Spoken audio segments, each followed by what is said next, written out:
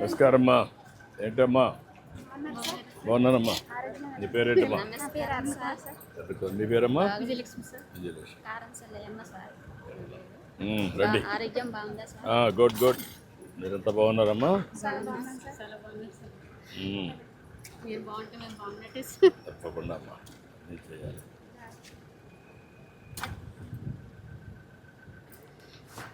Okay.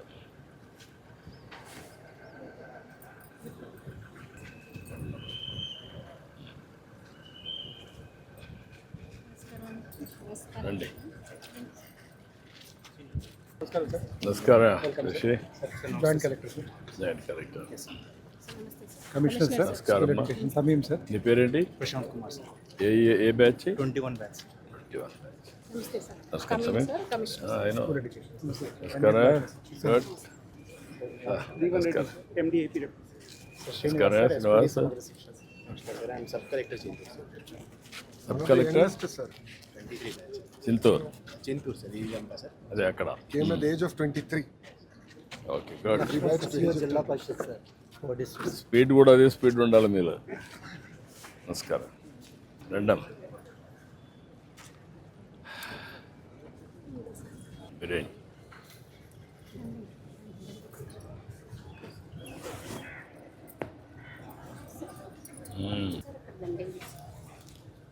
రండి. లోకేష్ రండి.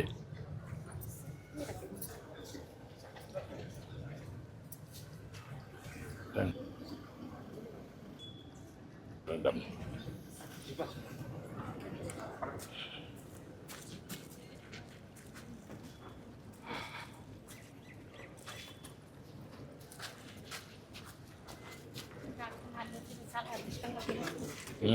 సంతోషం అమ్మా మీ ఊరికి రావడం. చాలా సంతోషమ్మా అందరికీ. నమస్కారం అమ్మా అందరికీ. బాగున్నానమ్మా. మీరంతా బాగున్నారా? Good good. ఎక్కడ కూర్చోవాలి? రండి. రామ్మా రామ్మా అందరు రండి కూర్చోండి. ఏంటమ్మా అంతా బాగున్నారా? గుడ్ గుడ్ అమ్మా గుడ్. చాలా బాగుంది.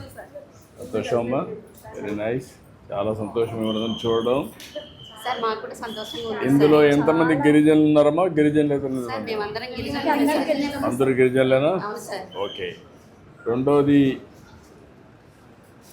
మీరంతా ఇప్పుడు డబ్బులు అకౌంట్లో పడ్డాయమ్మా మీకు? అందరూ పడ్డాయా? ఓకే అమ్మా. ఒక్కొక్కరు ఏంటమ్మా నీకు ఎంతమంది పిల్లలమ్మా? తల్లికి కూర్చొని చెప్పమ్మా. తల్లికి మందనం ఎంతమందికి వచ్చిందమ్మా? ముగ్గురికి వచ్చింది. నీకమ్మా? ఇద్దరు. పాప పడింది. బాబు చిన్నవాడా? డిగ్రీ చేస్తాను. నువ్వమ్మా? నువ్వమ్మా? థ్యాంక్ యూ అమ్మా.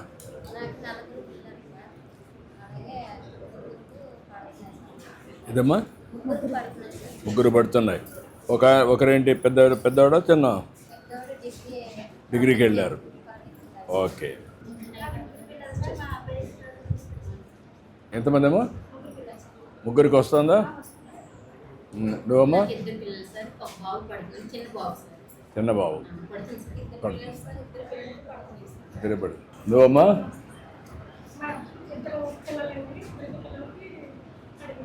ఇద్దరే పడిందమ్మా.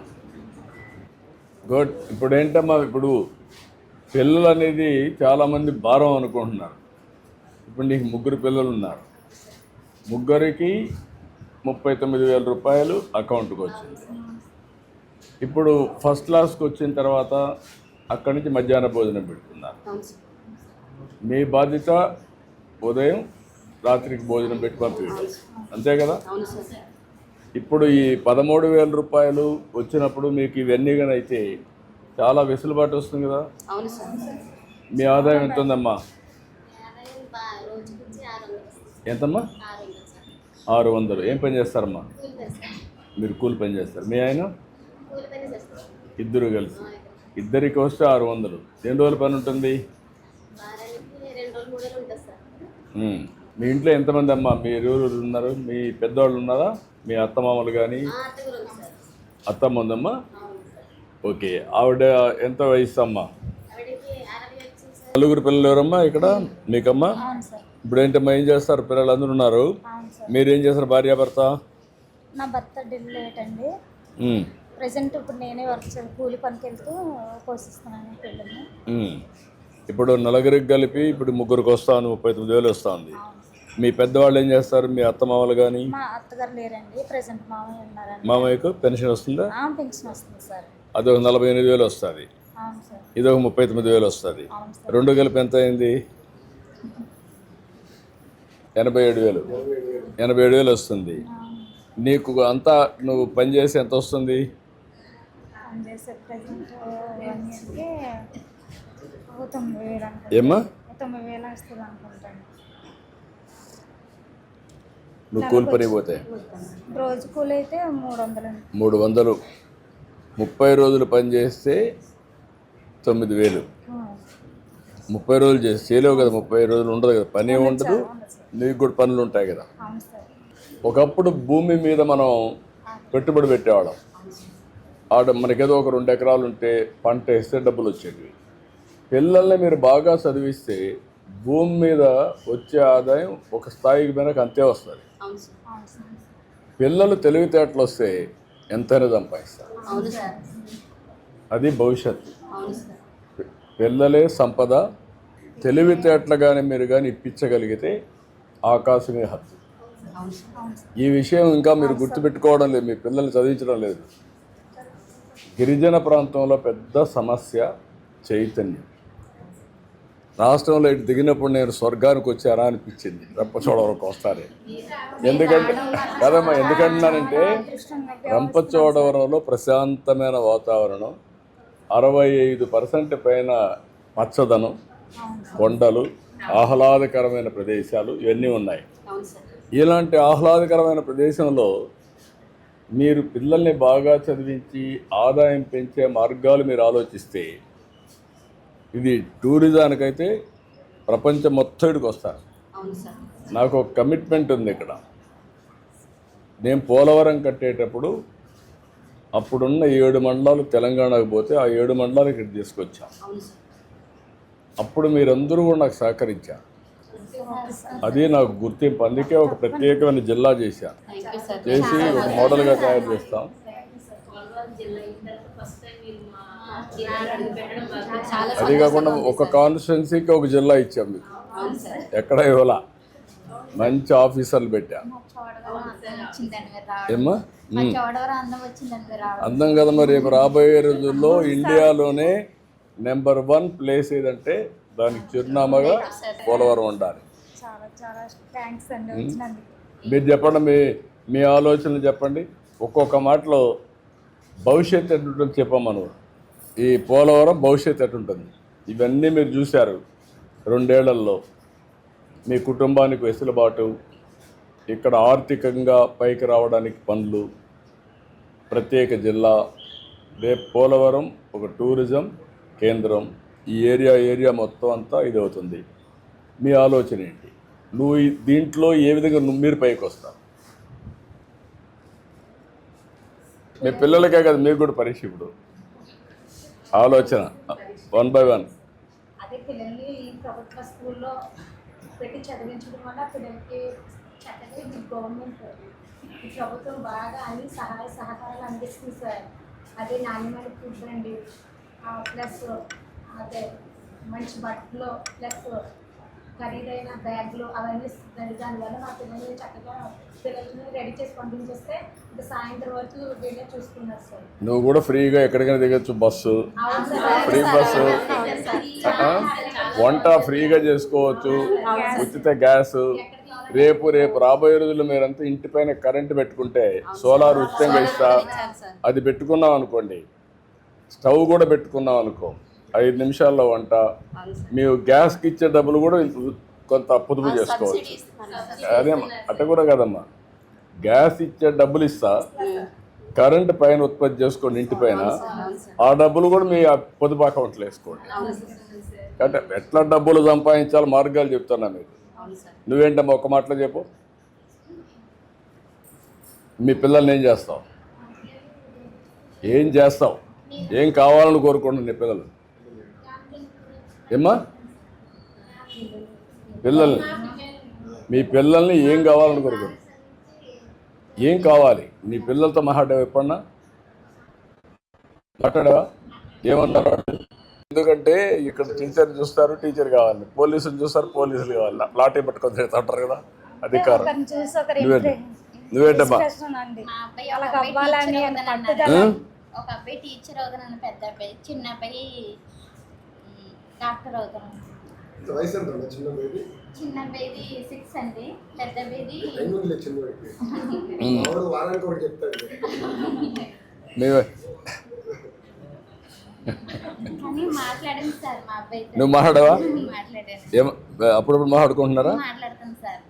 ఓకే. బాగా చదవాలని చెప్తాను సార్. నువ్వమ్మా? మా పెద్ద పాప నుండి ఇంటర్ సెకండ్ బైపీసీ తీసుకుందండి. నేను నర్సింగ్ చేస్తానని ప్రిపేర్ అవుతుందండి ఆ అమ్మాయి. ఇవి రెండో పాప అండి, ఇప్పుడు ఇక్కడ 9th క్లాస్ అవుతుంది. అమ్మాయి టీచర్ అవుతానండి. సంజయ్ అయితే అంటే నేను డాక్టర్ అవుతానని నేను పట్టుదలతో, అమ్మ మనకి ఎవరు లేరు కదమ్మా, హెల్త్ ఇష్యూస్ వచ్చినప్పుడు దాని కేర్ తీసుకోవడానికి నేను డాక్టర్ని అవుతాను. ప్రజెంట్ డాడీ ఇంప్రెషన్, డాడీ ఇలాగ అయ్యారు కదా అని పట్టుదలతో డాక్టర్ చదవాలని డాక్టర్ వేసి అమెరికాకి వెళ్ళిపోతాను నీ దగ్గర ఉన్నప్పుడు అనేసి పట్టుదల పట్టేసిందండి ఆ అమ్మాయి. పట్టుదలతో చదువుతాను, చాలా గట్స్గా మాట్లాడతాను. మా అమ్మాయి బిజినెస్ చేస్తారనుకుంది సార్. అలాగే మా అబ్బాయి వచ్చి వాడు చిన్నప్పటి నుండి అంబిషన్ అనమాట, అమ్మ నేను ఆర్మీ జవాన్ అవుతానని చెప్తాడు సార్. Okay, good. ఇప్పుడు అగ్నివీర్ వచ్చింది కదమ్మా కొత్తగా, అవును సార్. కొన్ని సంవత్సరాల నుండి మళ్ళీ వచ్చేయచ్చు, పోయి మళ్ళీ వస్తానంటాడా? Okay sir. ఓకే అమ్మా. నువ్వమ్మా?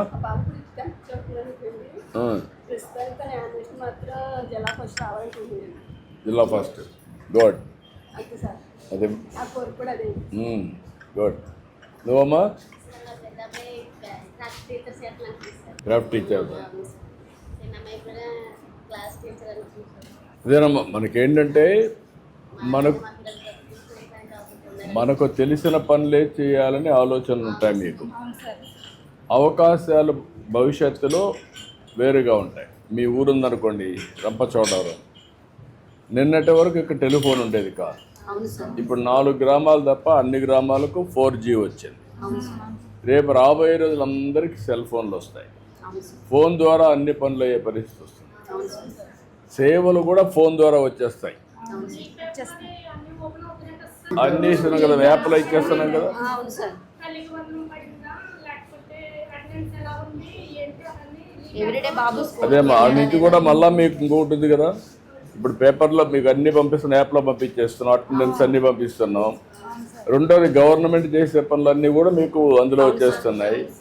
బ్యాంక్ అకౌంట్ కూడా వస్తుంది, ఎవరికైనా ఇవ్వాలంటే మీరు ట్రాన్స్ఫర్ చేయొచ్చు. ఇంకా మీరు బ్యాంకు పోయే పని లేదు, ఎవరి దగ్గర పోయే పని లేదు, అన్నీ మీ ఫోన్ ద్వారానే అన్ని పనులు అయిపోతాయి.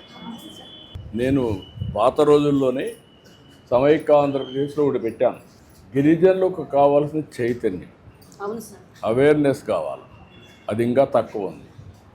అది వచ్చినప్పుడు మీరు ఆకాశమే హద్దుగా అభివృద్ధి అయ్యే అవకాశాలు. మీరు మాట్లాడినప్పుడు అన్నారు, పిల్లలు ఏమనుకుంటారు, టీచర్ని చూసి నేను కూడా టీచర్ అవుతా, కానిస్టేబుల్ తిరుగుతాడు కాబట్టి లాఠీ పట్టుకొని నేను కూడా అవుతా, పోలీస్ అయ్యి లా అండ్ ఆర్డర్ మెయింటైన్ చేస్తా, కొన్ని అనుభవాలతో ఇంట్లో ఎవరన్నా పేరెంట్స్ ఇదైతే నేను డాక్టర్ అవుతా, ఇలాంటి ఒక స్ఫూర్తి వస్తుంది. మీరు కూడా ఏంటంటే ఆ పట్టుదల నేర్పించాలి, పిల్లలతో నిరంతరం చర్చలు చేయాలి అన్ని విషయాలు. మనసు తల్లుళ్ళు అనేవాళ్ళు అందరూ చేస్తే వాళ్ళకు అచంచలమైనటువంటి విశ్వాసం వస్తుంది, నమ్మకం పెరుగుతుంది, ఊహించని ఎత్తుకు ఎదుగుతారు. మీరు ఇప్పటి నుంచి ఎవరన్నా ఒక్కరు చెప్తారా మీ ఆదాయం ఎంతని సంవత్సరానికి? ఎంతమ్మా మీ ఆదాయం? 80,000 సార్. 80,000. ఏదమ్మా మొత్తం కలిసి నీకు వచ్చేది రఫ్గా? ఓకే. సంక్షేమ కార్యక్రమాలు కూడా తెలుసా తల్లి కాకుండా? సంక్షేమ కార్యక్రమాలు ఎంత వస్తాయమ్మా? అదే కదా నేను అడిగేది ఏంటంటే, మీరు ప్లానింగ్ ఇంకా చేయాల, నువ్వు సగం చేసావు, మొత్తం నీకు ఎంత వస్తుందో బడ్జెట్ తయారు చేయాలి. ఎవరు దేశంలో ఫైనాన్స్ మినిస్టర్ ఎవరు? నిర్మలా సీతారామన్. అవును సార్. ఆవిడ కూడా మీ మరి మహిళే.